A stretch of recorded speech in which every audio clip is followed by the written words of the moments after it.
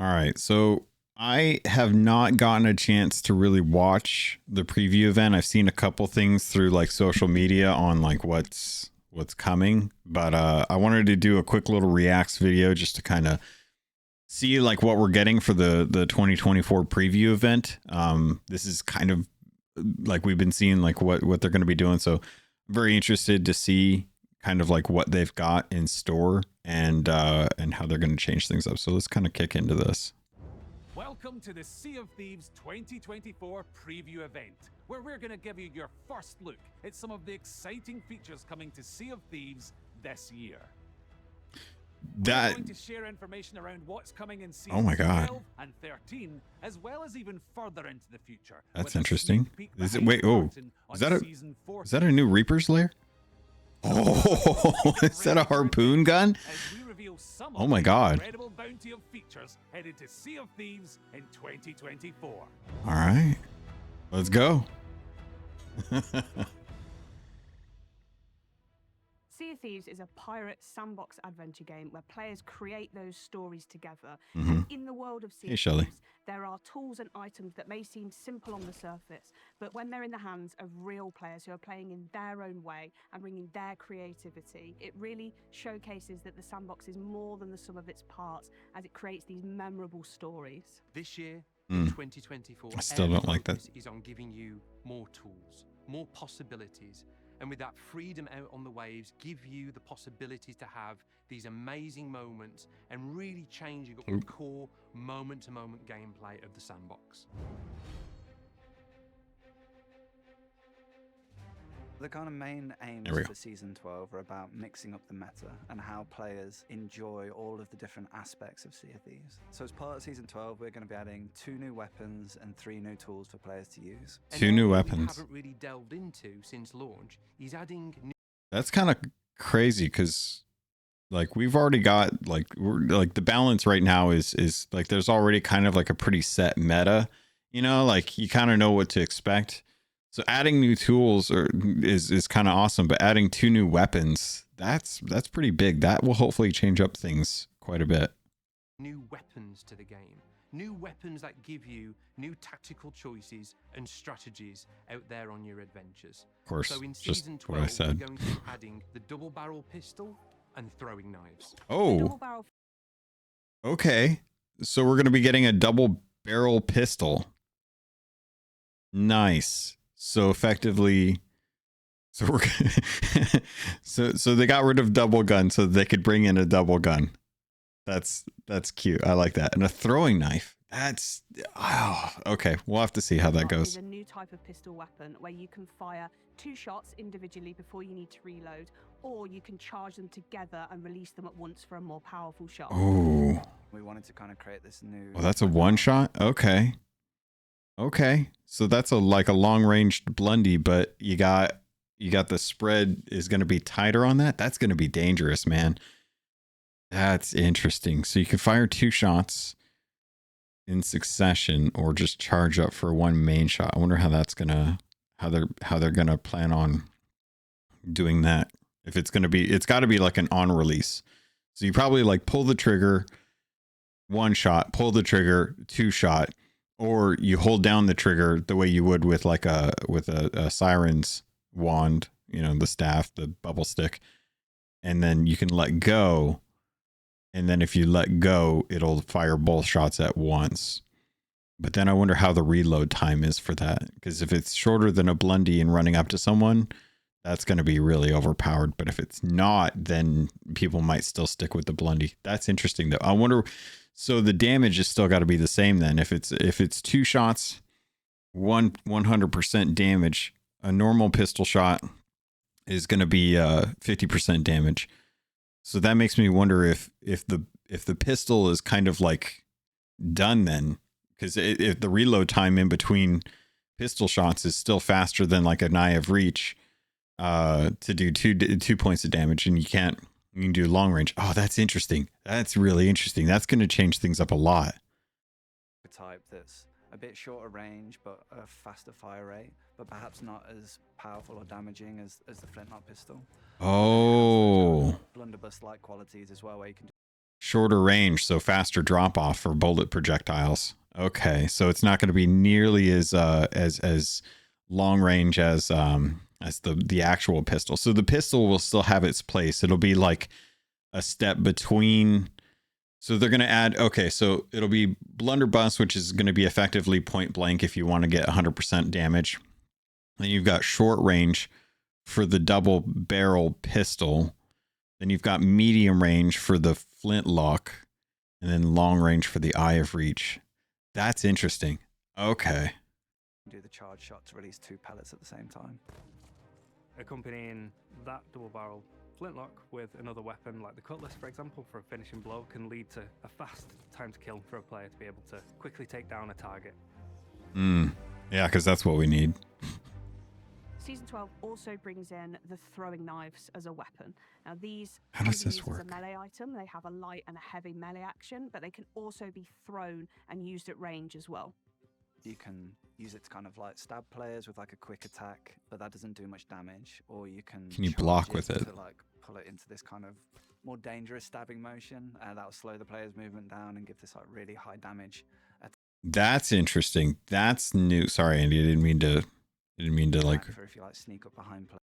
Didn't mean to pause it on while you're like looking like that. But okay, so a new heavy attack that allows you to slow players.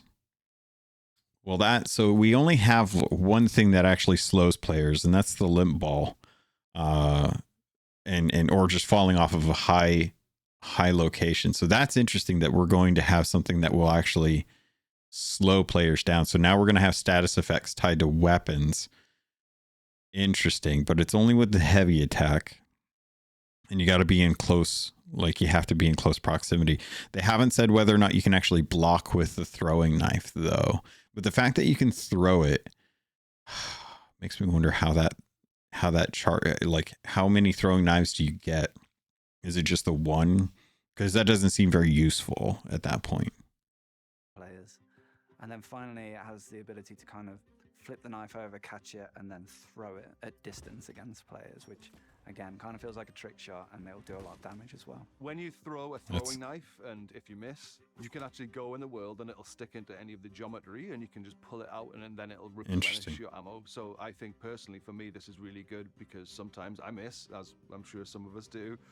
So you can then just go ahead and pick it up again. So you get these Love John. wonderful moments where a pirate might throw a knife at you, but then you can retrieve that knife and throw it back. Oh. So it'll really mix up the kind of combat scenarios you can expect. Okay. That's interesting. The fact that you're not beholden to keeping your weapon loadout. Like you can keep your weapon loadout, but you can then pick up someone else's knife if they throw it. That's interesting. I'll be very curious to see how that plays out, because the throwing knife itself, you know, you've now created a double-edged sword in a sense. Like it's good for you, but if you miss, you are really going to regret it, because now you've given them something that's close to them that's a tool. That's interesting. Time to kill in Sea of Thieves is so fast though that it's hard to know how this is actually going to work, because a large majority of time you're not really, like, the amount of time it takes to kill someone is pretty slim already, and we're now seeing 2 new weapons being added that from the base of it looks like can one-shot people. So you've got your throwing knife, which if you throw it looks like it does a heavy amount of damage, which means it probably could maybe not one-shot. We haven't seen, like, there's no health bars being displayed, so it's really hard to determine whether or not it's a one-shot. But the double barrel pistol does seem like a one shot if you do charge that up. So that's interesting. In the world and when boarding other ships. There are 3 new tools in Season 12. The Wind Caller, the Scatter Shot, and the Bone Caller. With the scatter shot, the way that it's different to a standard cannonball is it's a collection of 4 cannonballs, but they're much smaller. They have a much shorter fall off in range.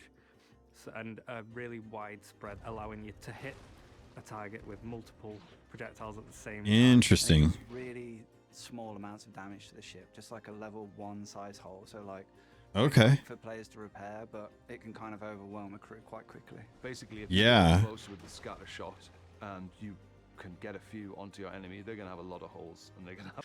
That's going to be really strong against galleons because they're the ones that have the most opportunity to get holes, and having a bunch of level 1 holes with one shot, like having 4 holes with one shot. If you've got 2 people on cannons on a brig, that's 8 holes. If you can get any of those to be on lower deck, and you can get like a pretty good, you just chuck a bunch of these. They said it was shorter range, so I imagine the spread on that's going to go wider the further you try and shoot that, which means it's less likely that you're going to hit all of them on the side of a hull. That's interesting. I'd be very curious to see how that plays out, because that opens up a lot more opportunity for sloops and brigs to be able to take on galleons, and that hurts for galleons because they have a larger number of potential holes, but it's not going to matter if they don't get past bottom deck as far as the actual like bucketing and stuff. But yeah, that's interesting. That's going to be, I kind of like that. Have a pretty bad time. What it will do is really eat up an opponent's resources. They'd need to use more wood to repair the many holes that the scattershot puts into the hull. Yeah. So the bone... I could see that being really painful for sloops as well too. Just having the amount of damage, like level 1s are already kind of a pain, but getting a scatter shot on that, not only could it hit top deck, but it could hit bottom deck. So if you have someone repairing below and you've got 3 people on cannons on a galleon firing at close range, that seems like it's going to be like, they're looking at it from a perspective as how is this going to benefit smaller ships for larger ships?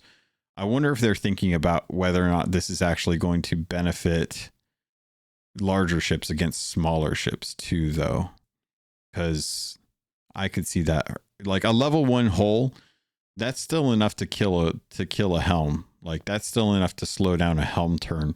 It's also enough damage to be able to knock out, like 1 chain shot and a scatter shot is enough to put some holes on a ship and get a mast shot, and hopefully one of those scatter shots hits the mast. You've already demasted them, plus given them 3 other holes to worry about. I worry about the balancing on that. Caller is an awesome new throwable that players can wield, and they can throw that on the floor. Oh, that was kind of cool looking. Get a few onto your take a look at that. So the bone caller. So that's cool. That's got like a little bone spur like stuck in the top of it. It's a throwable. It's an awesome new throwable that players can wield. And okay. They can throw that on the floor, and when it smashes, all these kind of bones come out, and then skeletons spawn 3 skeletons in allegiance to them, and they'll actually fight beside the player against enemy players and okay. enemy AI. Now you might look like be going low level for just a normal cannonball or a chain shot. You might in fact go straight for the bone caller, so you can have some skellies that are on your side on that ship, sort of messing things up for that crew. That's you cool. Could use fire to fight fire. So if somebody shoots a bone caller across the sea at your ship and they spawn in, if you have your own bone caller, you could throw that down on the deck and have your own skellies go and fight those to take them out for you, so that you don't have to. That's kind of cool. That's kind of nice that the AI is based on whoever throws it. So friendly. So you could really mess with your teammates. Like if you've got an alliance going, I wonder how that works. But that's fascinating. That's really, I like the idea of that. The whole spawning enemies on another cruise ship is amazing. You're basically a necromancer at this point. But dang, that's really interesting. I like that. That's a cool thing. They play solo, and to be able to spawn literally anything that is friendly to my cause while I'm playing is a massive. Yeah, that could help out too with dealing with forts and stuff. The wind caller is a new horn. I could see that being really useful for like, okay, so here's a good example of where this is going to actually be really fun. When you're doing skeleton fleets and you have one of these bone collar blunder or throwables, if you're trying to protect hulls, down in the bottom of a ship, I wonder what the limit is that you have to carry. Like, do you only carry 1? Can you hold 3? Can you hold 5? Because if you can hold 5, that's 15 skeletons that you can spawn on a ship. It hard to know, like, you know, what is, you know, what's the cooldown? Like, I need to know more information about that, because if I get onto a skeleton ship that I'm trying to sink and there's a couple holes down at the bottom, I could throw a couple of these down on the bottom deck and get some skeletons to help try and defend some of these holes. That's going to reduce the amount of time it takes for that ship to sink by a lot, because you can effectively have AI threats fighting AI threats that are trying to repair the holes. That's going to make it a lot safer for you to be able to last longer on there without having to just jump around and continuously try to eat through some of the damage as new skeletons just infinitely spawn. So that's really interesting. That could be a very good PvE tool as well, now that I think about it, especially if you're trying to rush down like an Ashen Lord. If they get popped into a phase, everyone throws down one of the blunder bomb or one of these bone callers. And then, you know, if you've got 3 people all doing it, that's 9 skeletons that will all hopefully all target like either other stuff or the Ashen Lord. You could probably knock them out of phase, get some good damage on there. I imagine they're probably only going to be level 1s as far as like skeleton difficulty goes. So that won't be amazing as far as like health wise goes, but dude, you could probably boss rush some stuff pretty dang quickly with that. That's very interesting. I like the idea of that, because that has some pretty big sandbox potential there as well too. What's this one? Shaped shell. Players will find ways to make use of it as well. The wind caller is a new wind caller shell that players can blow shell into to summon the power of the winds. Oh my god. So instead of making the wind actually better in Sea of Thieves, so you're not constantly in the wind, you can just use this to blow into the sails so that you can go at the speed that you would if you were actually doing it. This is interesting if this is what I think it is, because effectively now you have a tool to negate the actual speed that is inherent with the different ship types. So if you have a sloop that is chasing another sloop into the wind, if one of them has one of these, they will eventually catch up to the other person, or they will outrun the other person. That seems wild. Like, that is a hell of a tool. I'd be very curious to see how that, like, if you have multiple ones and you're blowing into 3 sails on a galleon, how fast that could go with the wind. Like, does the wind act as a multiplier to that? Like, that's interesting. Okay. Fully into the wind, and you're either chasing someone or you're trying to get away from someone. Now you can use this tool to blow wind into your sails and go even beyond full billow in speed. Players can also use it. Go beyond full billow. That's amazing. Okay, so I wonder if going into the wind negates that, or if it's counter to it. Because if it's counter to it, then everyone won't care. They'll just use this all the time, because it won't matter if you're going into the wind or not. You'll just use this thing. So that makes me wonder if there's actually like a duration on this, like, because like for example, the Skull of Siren Song and the Flame Skull for the time being right now have been removed of the reducing of like power. Like you can't, it doesn't cost less for using the Flame Skull, and you can use the Skull of Siren Song indefinitely, right? There's no duration on that one. So that makes me wonder, like, does this have like a duration on it? Like, is there only so much you can actually use this for? Is it to kind of knock players back off their ship or on land, so they can kind of target a player, blow into the wind collar, and it will throw them back into the air? You can use it as a means of propulsion. That's funny. Yourself in the water, but also for, yeet people. Rowing boats. So you can either what use it while you're in the water swimming, and you'll blast along like a really fast water boatman.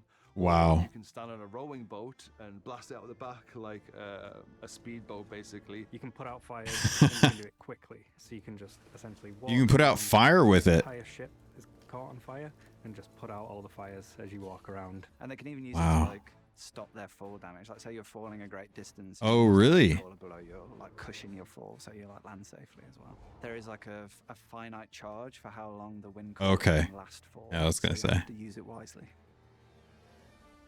That's good to know, because yeah, like having something like that infinitely, like you're only gonna get like, it's kind of like having a nitros. You know, you're only gonna be able to use that nitros on your car for a certain amount of time. So that's good. I'm glad that they thought about that. The reduced fall damage is such a niche thing, man, because you're already holding something. So I can't imagine that you'd be able to hold anything else. But yeah, that's interesting. I wonder why they decided to do the reduced fall damage on that one, since it's such a niche opportunity. Yeah, that's a cool one. That's going to change things up a lot as well too, I think. All right, zip lines. Finally, we're getting zip lines. So Season 12 also introduces zip lines onto several of the islands around Sea of Thieves. So you may have seen these as they debuted in the Monkey Island tool trials, and they're a really fun and exhilarating way to traverse. So it's really cool to be able to bring those to the wider Sea of Thieves world. So we've been looking across all the islands of the Sea of Thieves and looking at the most ideal places to kind of mix up the traversal opportunities within the islands to add these zip lines. Ancient Spire. So we've added zip lines to like the outpost to get down to your ship quickly. We've added them to the skeleton forts that allow you to kind of... Oh, Hidden Springs Keep gets a zip line. Oh, that's great, man. I tell you what, you're fighting stuff up there and someone's like coming down on your ship, like you want to get down there fast, that zip line, that's going to be nice. Between two positions to kind of escape the skeletons or get close to them when they first spawn, or just general kind of zip line. You can carry loot, is that right? You can carry loot. Zip line between two positions to kind of escape the skeletons or get close to them when they first spawn, or just... Yeah, look at that. I'll be. Also, just ignore the fact that the hands don't match up. It's a work in progress. Hot dang, that's cool. You can carry loot while you do a zip line. That's interesting. That makes me wonder. That'll be good for outposts, because you'll especially things like Ancient Spire Outpost or Galleon's Grave, two very vertical outposts that you can get supplies at, especially top of Galleon's Grave is perfect for that. We always have to eat the fall damage on that, right? So it's like you don't usually ever go all the way to the top of Galleon's Grave to get all those supplies, because you generally know you're going to have to eat some of those supplies when you get back down to be able to actually justify it. But having a zip line and being able to carry something, now that actually makes that a little more worthwhile. General kind of zip lines across the islands for like fast traversal and moving chests around the islands quickly. For example, on Ancient Spire Outpost now, you've got to clunk down in order to get to your ship. Now you'll be able to just go and get on the zip line and go flying all the way down. Look at that. That is exactly what I wanted. And it looks like they got one like right there as well too. That's what I wanted. I wanted to be able to have something fun like that. Like it's not gonna change the world, right? Like the zip line isn't gonna be like, oh my god, the game is so much better now because of this. But that one thing right there, that is just gonna make things more fun, and everyone's going to use them. So that's really cool. The jetty next to your ship. So alongside adding completely brand new tools to the Sea of Thieves sandbox, there's also the opportunity for us to go back and add completely brand new functionality to existing tools. Okay. Another cool new feature that we're adding for Season 12 is the ability to balance on harpoon lines. So you can shoot that harpoon line at another ship or another island. Oh my God, they did it. Ladies and gentlemen, the thing they said that they wanted to do, they're finally being able to do it. That's awesome. Being able to use zip lines to get to and from another ship, not having to rely on just the ladder or cannon shots. Hot damn, that's going to be nice. Harpoons.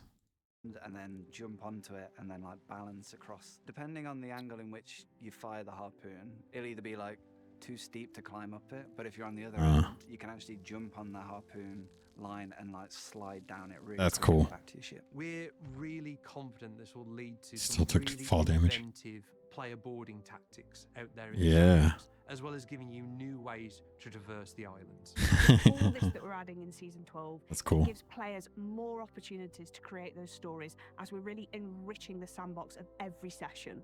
Hot We're damn. really excited to add new tools and mechanics to Sea of Thieves, but we're always mindful that we want to make sure that the game's health is in a really good position as well, that the integrity of Sea of Thieves is there for our players. That's Since good they we're said adding new that. weapons into Sea of Thieves, we're very mindful that we want to ensure that the hit registration in our game is as rock solid as it can be. And this is an ongoing thing for us as a development team. We're constantly putting time and effort into this area to try and make it as robust as possible. In the past, we've borrowed time from Drew. to address issues in the core experience, but it's always taken a back seat to the features that those teams are working on. In 2024, this is changing. We're securing a dedicated team to focus on the health of the game, bringing fixes and improvements to They already the did things this. that matter most to our players as soon as they're ready as part of our regular monthly updates. This is going to be a key focus. This is the promise I was worried about, because they've said this kind of thing in the past. Like they've said that they're going to have people, or they're going to have teams make sure that they're keeping. There's been integrity checks that will be done prior to features being launched. I've heard all this stuff before, so I'm a little wary about them saying this, because it's nothing new. Like I've heard them say these things before, and we're still having issues in the game. So I'm curious to hear, like, I want to see the results of this. You know, the them saying it is nice. I appreciate that they plan on doing that, but I just wonder what happened to the teams the last time they said that they were going to have people doing integrity checks on patches and stuff to make sure that things were in working condition. Also, it doesn't, I mean, to be perfectly honest, a lot of the QA comes from the community through the Insiders program and through bug testing. There's got to be an incentive for them to want to continue doing that, because they killed the Insider rewards. For the team this year, we want your Sea of Thieves experience to be the best that it can be. Adding new loadout choices as part of upcoming seasons shows our commitment to making encounters between players a more dynamic and fun experience. But crucially, this all has to operate on a stable combat system. We know that there's still plenty of work to do here, but this remains a top priority for our team. March's update delivered Easy Anti-Cheat, an industry-leading anti-cheat solution designed by Epic. This solution evolves over time, keeping up with cheat developers, blocking them at every turn. This is really, though, just the first step at improving the player experience. This is not an end-all be-all. The Easy Anti-Cheat is a tool to help reduce the amount of hackers. Like, it's industry-leading, and it's going to get updated on a regular basis, but that doesn't mean that it's not the only way for cheaters to be able to access stuff. Like, there's always going to be ways for cheaters to get around this kind of stuff. It's a mouse and cat game. Like, they just had people with infected computers get hacked during the middle of the Apex Legends thing. Easy Anti-Cheat and Epic came out and said that it wasn't a remote code insertion or executable through their stuff. So Easy Anti-Cheat was effectively like doing its job well enough, but it wasn't one of those things where, like, there was a bigger issue at hand and it wasn't on Easy Anti-Cheat. So a lot of people talking about that lately. It's more that it was most likely that the person doing it had access to the people's computers or servers. Experience here in Sea of Thieves. We want to focus this year on making Sea of Thieves play better than ever before, whether that be improving the performance of the game across the variety of hardware it runs on, ensuring that it's a safe place to play with a focus on cheating, but also ensuring that our hit registration is as reliable as possible in all of your adventures out there in the sandbox. We'll wait and see. Season 13. So Captain Flameheart has been a staple and important character of Sea of Thieves for many years, appearing in our novels and appearing in our many tall tales and expanded fiction. With Season 13, This brings the return of Captain Flameheart to the season later. Okay, I thought it was going to be 12. As Flameheart has been resurrected, so has his Burning Blade ship, and it's back in more monstrous and terrifying. Hot damn. Oh my god. Well, I figured out why they don't need that damn figurehead. Look at that. Look at this balcony. Oh god, why can't we get that? Oof. I'm just going to full screen that right now. I'm going to turn off the camera real quick. Hold on. Move this thing over. Why can't, because I locked it. That's why. Hot damn. Look at that. That is what I want for our ships. Like, this is cool, but this is like a one-off ship. Like, I want to see this for our ships. Like, let us have that kind of stuff. I love this lava like coming out. Like, we have stuff like this already in the game, but it's not like lava pouring over the edge of the ship and stuff. But I want to see more stuff like this for us. We've been living with these ships for 6 years now. I want to see some dynamically different looking styles. Like, you've got this main walkway up to the top of the helm here. I would love to have that. Have like the 2 doors on the side for the entrances to like the captain's cabin, and give us this one main entry up straight up to the actual helm. I think that would be fantastic. Let's get some more of that. Also, number of cannons the same on a galleon, regardless of how big this is. They still have, I can't tell, it doesn't look like they're harpoons. It looks like they're cannons up there as well too. Nothing on the backside here that really can kind of tell like what's going on.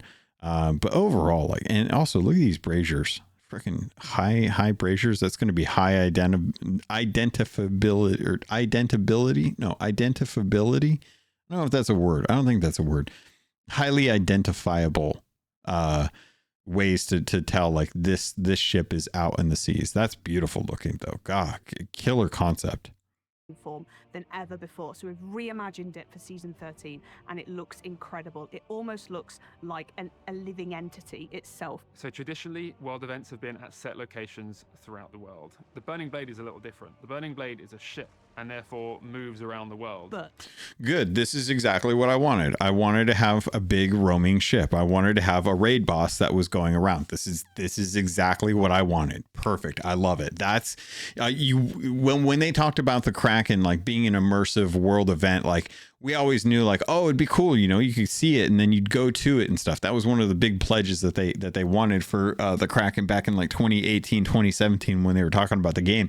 But to have this as like a roaming ship, that's huge, because that's going to be like a thing that people are going to be on the lookout for. Like if you see it, you're like, oh, dude, let's go do Flameheart. He's like right over there. We could go do that. We could just get some supplies going, see if anyone's like come across him and stuff.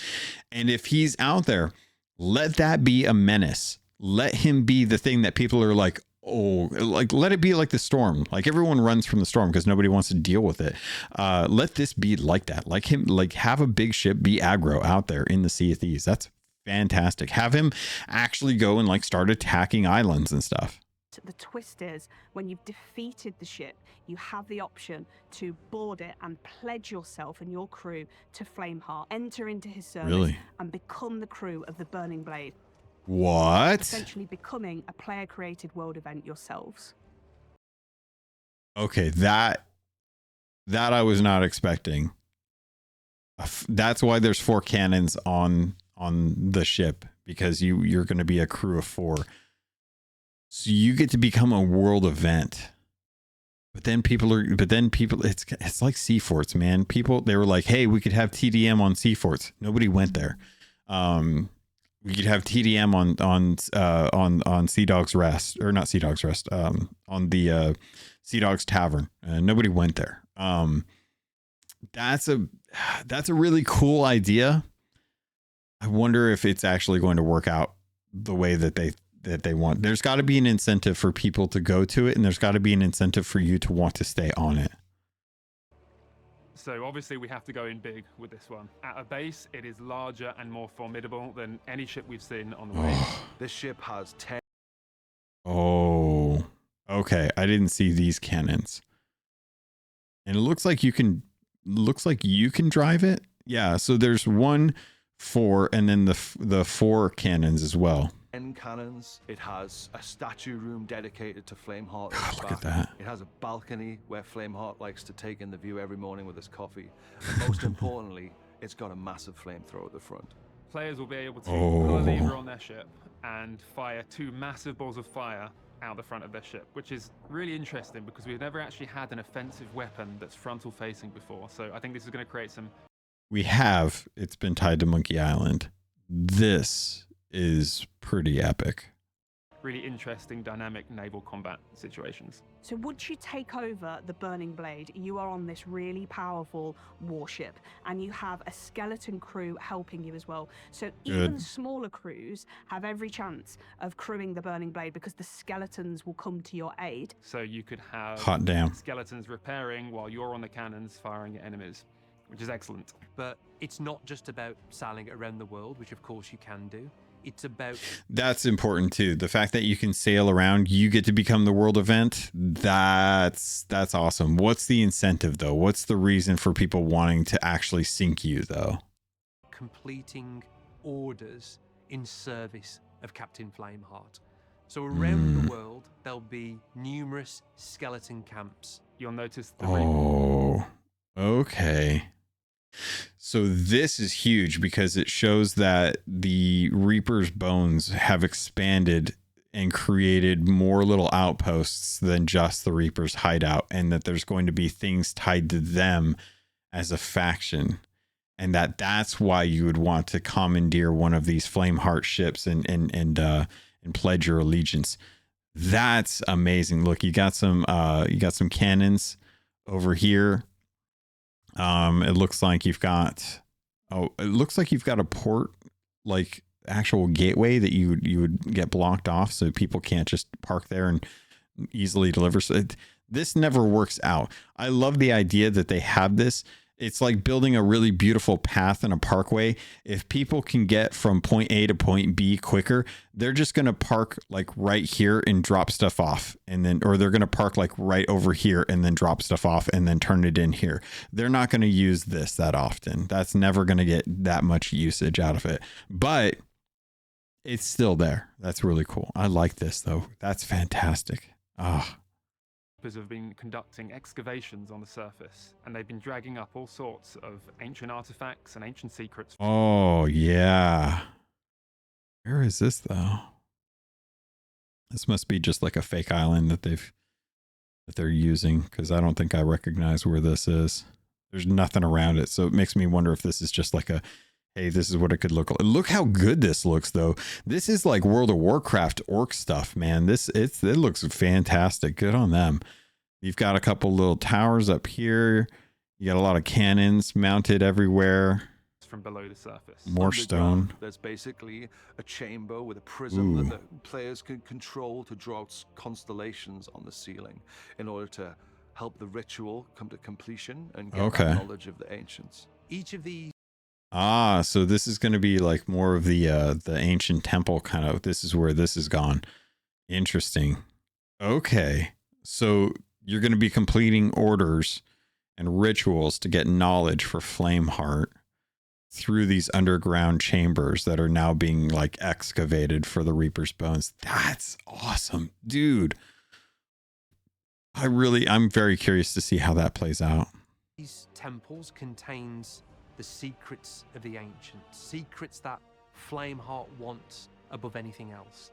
And as part of taking control of the ship, you'll be able to sail around the world, visit these ancient temples deep below these skeleton camps, engaging new puzzle gameplay, discover treasures, but what you're really after is the Orb of Secrets, a new treasure artifact that Flameheart wants. Collecting these secrets. Man, I tell you, the number of things people want in this game for you to bring them is just getting higher and higher and more convoluted. Like it started off with just treasure, gold hoarder or skeletons, pigs, snakes, things like that. Then we started getting into crates and then gifts and then skulls and chests of fortune and then orbs. Like it keeps escalating. It just keeps getting higher and higher. Secrets will add tribute to the Burning Blade ship. The more tribute that you collect, the more value will be aboard the Burning Blade. But you will lose the Burning Blade if it sinks or when you choose to go and cash that tribute into Flameheart. So it's really up to you how. Wow. So they really are making like a PvEVP kind of like cash hoard, treasure hoard. Like that is effectively like the thing that Hourglass wanted to do, where they're like, hey, we want players to stack treasure and then defend your treasure from invading ships. It's like, okay, that didn't work. How can we rebuild that idea? I know, we'll tie it to lore.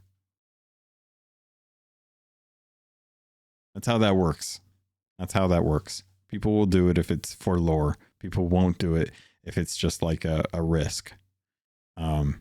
That's interesting. That's like, so for example, if you guys don't know, like Fuzzy Bond recently, they stacked like 10 Fort of the Dams and nobody came and bugged them. Why? Because everyone was busy doing their own thing. Nobody cared if they wanted to go fight for, you know, a bunch of Fort of the Dams, because the Chest of Fortune isn't on the Fort of the Damned anymore. It's on the Fleet of the Damned.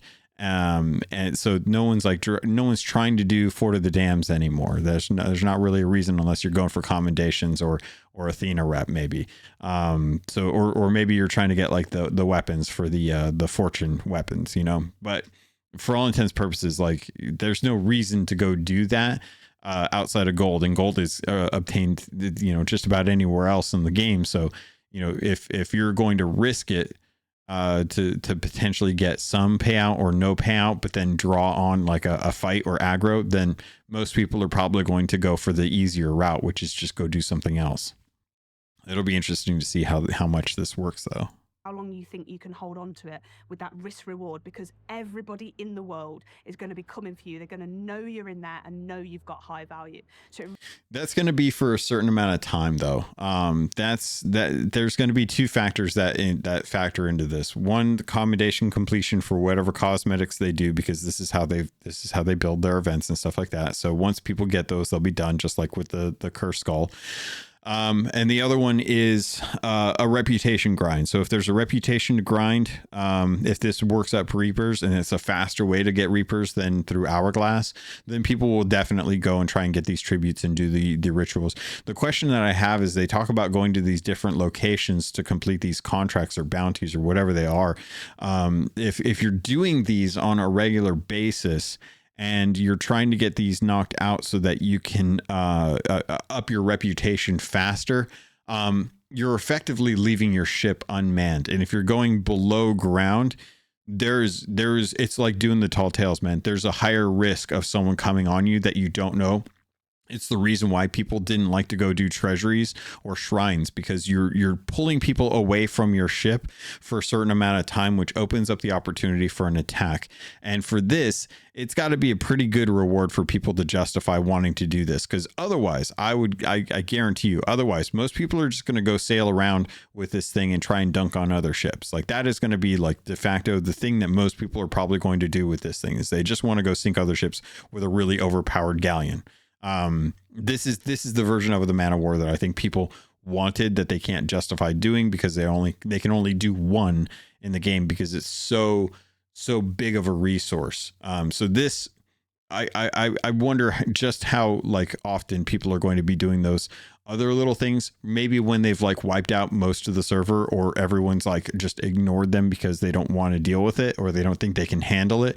That's when you'll start to see like the streamers and stuff just grinding through these tributes. So I'm not quite sold on that aspect of it. I think that there's a really cool idea there, but I don't know that they've figured out like what people are actually going to do with this thing. Really becomes this dynamic player created world event with players versus players in the sandbox. So yeah, maybe visit these skeleton camps while in control of the Burning Blade. It's not only tightly wedded to that new gameplay. Players can also visit them anytime in their adventures. So should players visit these? That is better, because then players will. I say that, but at the same time, I also recognize that is also going to be a thing that deters people from wanting to actually commandeer Flameheart's ship. Like if you just have them so that people can go to them, then there's not really as much as an incentive, and people may just defer to going to go do that the easier way than having to like take on the Flameheart ship and pledge yourself and then sail it to one of these things first. Skeleton camps, when they're not the crew of the Burning Blade, the skeletons won't be too happy that you found a way inside these camps, and you'll be engaging in a combat focused encounter to discover its secrets. So it's like a mini fort.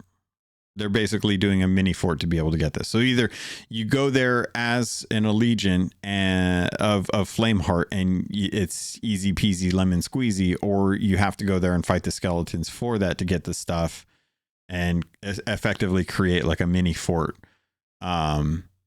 Interesting. I could see that. The biggest trouble that I run into right now is that we're still at 5 ships per server. And adding more locations to visit for the sake of like a new event, instead of keeping it very focused on just the ship itself, is going to cause players to run into the same problem that we have right now, is that there's so much to do, and you're going to eventually just run into a situation where people are going to go do whatever they want, and you're not going to have as much interaction as you want to. Unless it was just Flameheart's ship. If it was just Flameheart's ship and that was the one thing that you could do to be able to achieve this, focus would be on that 100% of the time. With these outposts, if you can visit them at any given point, that will most likely be the thing most people do, because that's the easiest. What's really exciting about Season 13 is the interplay of the features and the way that they'll bring players together and combine to create new stories. And whether you're the crew of the Burning Blade who wants to protect it, or everyone else who wants to take it down and steal that value, everything in Season 13 will bring you together. Yeah, okay.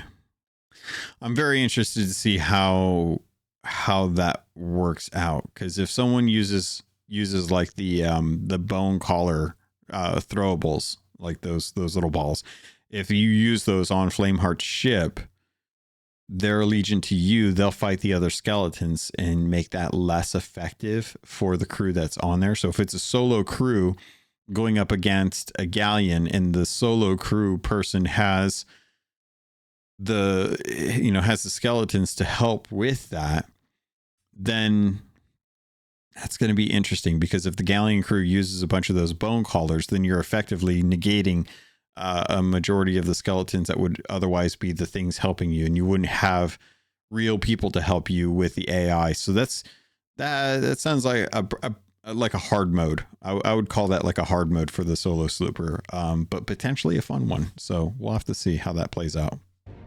Season 14.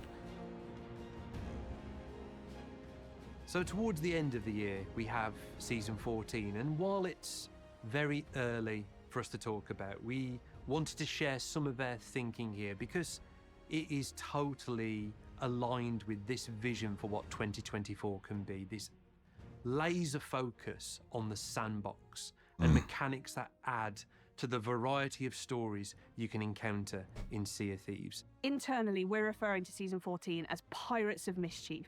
Sea of Thieves has always had this playful, mischievous, and funny sense of humour. And with Season 14, we're expanding on that. The 2 main areas that we're exploring are new ways to stealth and new ways to cause mischief in the world. Crouch. So I think a real aspect of the Sea of Thieves experience that we haven't dived too deep into previously is the idea of being a stealthy pirate. So when you think about stealth in Sea of Thieves and enhancing that, imagine being able to crouch and move around the world silently, or the ability to hang off the side of an enemy's ship. When we were having these initial conversations about Season 14, the first thing I thought of was the cardboard boxes in Metal Gear Solid. Could we allow players to climb into chests, and if they choose, they can actually scuttle around with their little legs out the bottom? And also, if they choose to, keep the ruse up, Could other players come along and pick them up like a normal loot chest or treasure chest or whatever and take it onto their ship? So another cool thing. Okay, so that's actually like a really interesting way. Like, say you have a treasure chest, or like a captain's chest, that, you know, something you can't open. If you could hide in a chest and then get taken around as like a piece of loot, you know, like a mimic from D&D or something, that would effectively be a good way to do that. The thing that I'm going to say is probably going to be the case, though, is that when this first comes out, people are going to be firebombing every single piece of treasure they come across, especially if they suspect that there's a mermaid nearby. People are going to do that. Otherwise, I don't know how. I mean, it's going to be a good way for people to hide on a ship. Like, you can hide in a treasure chest pile, as like a treasure chest. I'm very curious to kind of find out like if that's something they're actually doing, because I'd be curious to see if that works. Is the blow dart, which is another new weapon that players can wield from the armory. And blow dart. Use that to kind of sneak aboard enemy ships and fire kind of these custom darts into players that will do different effects. So imagine a blow dart that tracks whatever it sticks to, whether that's a ship, a chest, an item, a player. Ones that could potentially like lure skeletons to like a specific position, so you can throw a firebomb in there, or, you know, explode a gunpowder keg, or darts that can trigger specific sound effects, which is hold on, I want to actually like go back and kind of and take it onto their ship. So another cool thing that we've been working on is the blow dart, which is another new weapon that players can wield from the armory and use that to kind of sneak aboard enemy ships and fire kind of these custom darts into players that will do different effects. So imagine a blow dart that tracks whatever it sticks to, whether that's a ship, cool idea. a chest, an item, a player. Ones that could potentially like lure skeletons to like a specific position, so you can throw a firebomb in there, or, you know, explode a gunpowder keg, or darts that can trigger specific sound effects, which is quite evil and cunning, where you could board an enemy ship and shoot the capstan and it sounds like it's dropping, or shoot the ladders and it sounds. The idea here is really interesting. It's really like thinking outside the box when it comes to like, you know, what they've seen streamers do. Cause I know like there's been streamers that have like recorded the sound of like a keg going off, or like a capstan being dropped, and being able to do that in game for everyone is going to be very interesting, because there's most definitely been times where like I've heard the anchor drop and turned around, and sure enough, it was actually a hacker. It wasn't, you know, it wasn't like a fake sound or anything like that. But there's definitely moments where you're like sitting there thinking like, okay, well, someone's messing with me by making the sound effect. I don't know. I feel like I would I miss the days where you could hit a capstan with a cannon and lower it. Those were good days. Sounds like someone's climbing up them. And then thinking about some of the ways that we want to add more mischief to the world, one of these is the idea of traps. So much like the kind of blunderbombs, finally, fire bombs, we've been thinking about them being this kind of throwable trap that players can kind of throw into the world. Think of it like a spring trap that players can place on the islands to trap skeletons on a bounty or on a fort, or they could place it at the top of their ladders to prevent players from boarding their ships and get caught in this trap. Oh, interesting. Along with these, that'd be a good idea. A really exciting new tool, and it's the grapple gun, which is a dual-purpose rifle. So it allows you to traverse the environment much quicker, because you're able to grapple yourself up to a ledge, for example. But you can also harpoon items and other players in. So some of the new cool uses we've seen from the grapple gun in our early playtests are, you know, players firing themselves out of the cannon towards another ship to try and board them, and perhaps overcooking it and then using the grapple gun to fire it at the deck and propel themselves down onto it, or jumping off their ship to like an incoming ship and then using the grapple gun to kind of, if you miss your shot, up and onto their ship so that they can board them and drop their anchor. So at this point, like at that, like if you think about it, that is going to be one of the de facto for boarders. Boarders are going to use the harpoon gun, and they're going to use probably the double pistol, because those are going to be the three things. Like they're like, this is probably going to be the meta loadout. So I hope that they balance this. Harpoon gun to get aboard. Once they get aboard, if they kill enough people, they go to the weapons or crate and actually change their weapons to more of like a blunderbuss and a double pistol. Then you're probably going to have them using things like fire bombs and skeleton throwables are going to be the way to kind of deal with a crew. So you throw fire on bottom deck or mid deck, and then you throw skeletons on top deck to drop people. But yeah, I think you're definitely going to run into a scenario where people are going to have 2 Eye of Reaches, one the harpoon one, and then one the standard one, or a blunderbuss. They'll probably do a blunderbuss and the harpoon gun. Those are going to be like the de facto things for people to use, because anyone that shoots and doesn't have to worry about the aim being well enough, if they've got like a harpoon gun, that will negate 90% of the skill it takes to be able to get a good cannon shot, especially if they're in the water. That'll be interesting. It's also going to make because there's no mantling in Sea of Thieves, so you can't really like grab. They did say about like grabbing the side of a ship, so I'll be very interested if you can like climb up a ship, or how they plan on doing that. To make sure that the grapple gun is balanced, it does have ammunition. You'll have arrowheads, and these essentially break off when you successfully use the grapple gun, meaning you can't continuously keep grappling. Good. There is a skill to using the gun successfully and accurately and efficiently. So when we think about 2024, we really think Yeah, about see that getting to the really very frustrating heart of what makes Sea of Thieves console great. That is gamers. Your stories powered by that design philosophy of tools, not rules. Season 12, 13, and 14 are fully exploring that, giving you new options, new tools, and fundamentally new possibilities that make this game unique and special. I think when you look at the year ahead for Sea of Thieves, our plans for Season 12, Season 13, and Season 14, it's kind of making I don't think anyone's going to use this. away from these big kind of systemic changes to Sea of Thieves and returning back to the core of what makes Sea of Thieves so special, the heart of Sea of Thieves, about giving players new tools to create new stories out there in the world. We're also Little hop-up's shaping up nice. the meta, giving players new tools to learn and master. And I can't wait to see what combinations players start settling on before we shake it back up again. While everything that you're seeing today is still work in progress and possibly subject to change in some ways, we will be giving more insights onto how these things are developing as we come closer to The outposts are kind of cool. With the richness of all these new seasons, and of course PlayStation Pirates joining us as well, it is such an exciting year for Sea of Thieves in 2024. It's all 2024. Thank you for joining us for the Sea of Thieves 2024 preview event.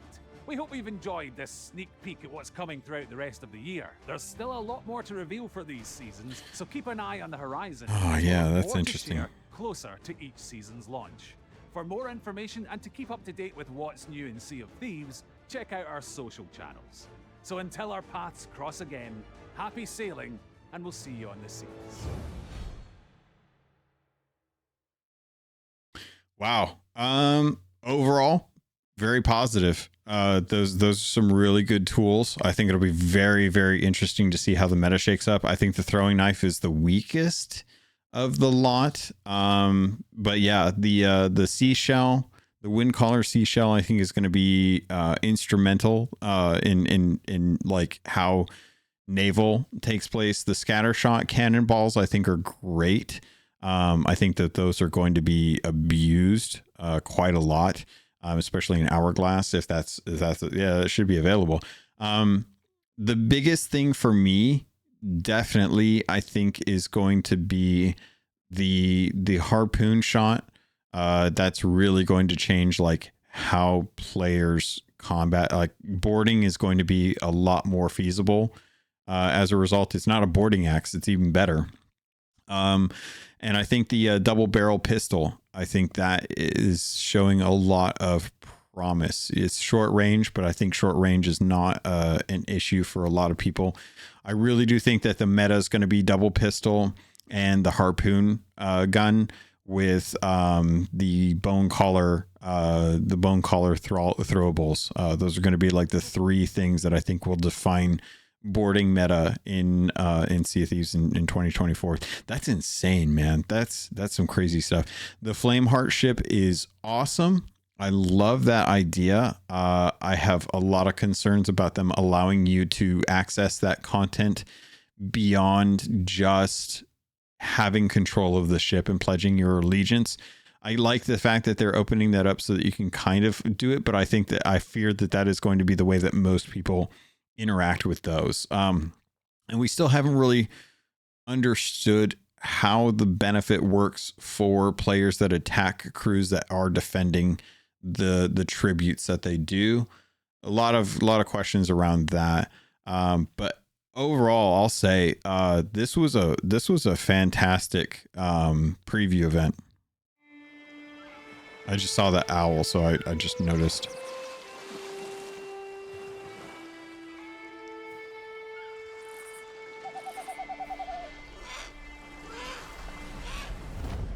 So owls finally in 2024.